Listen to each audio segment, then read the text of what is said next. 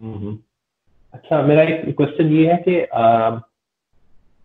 आपके ख्याल में एच इंडेक्स जो है ये कितना इफेक्टिव है एक साइंटिस्ट की प्रोडक्टिविटी नापने के लिए? मेरा ख्याल है कि ये जो इंडेक्स इंडेक्स का मामला है ना, ये काफ़ी जहाँ नंबर्स होते हैं किसी एक फर्द को नापने के लिए, उसके काम को नापने के लिए, तो उसमें गड़बड़ें हमेशा होती हैं।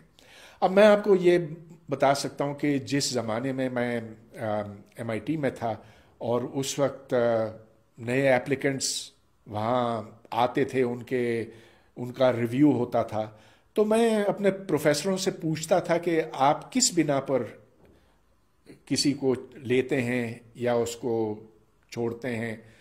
क्या आप पब्लिकेशंस की तादाद देखते हैं? अच्छा, उस ज़माने में ये हेरा फेरी नहीं होती थी पब्लिकेशंस के साथ, लेकिन वो कहते थे कि नहीं, हम बता नहीं सकते, हमें सही तौर पे खुद भी नहीं पता कि हम किसको लेंगे और किसको नहीं लेंगे। इसलिए कि जब तक हम उससे मिलते नहीं, उससे सवाल नहीं करते, उसका रिसर्च प्रोग्राम नहीं पता करते, जब तक हम ये नहीं जानते कि ये सोच क्या रहा है, कि इसके दिमाग में क्या क्या आइडियाज इस वक्त मौजूद हैं, क्या उन आइडियाज को हम देखते हैं और हम कहते हैं कि हाँ, ये सोच ये आगे ले चलेगी, इस शख्स को ले चलेगी, इस पूरे मजमून को आगे बढ़ाएगी। अच्छा, अब ये बहुत बड़े लोग थे, इनकी पहचान भी बहुत अच्छी थी, और यही वजह है कि एकेडमिक क्वालिटी वहाँ पर कायम रही है।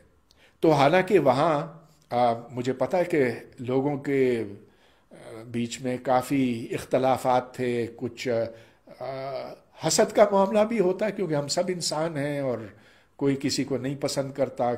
वजूहात तो उसकी मुख्तलिफ हो सकती है, लेकिन जब किसी को लेना होता है या नहीं लेना होता, तो वो सिर्फ एक चीज़ देखते हैं कि इसका काम क्या है और ये इस फील्ड को कहाँ तक आगे तक पहुंचा सकता है। So that I think is how a meritocracy should be.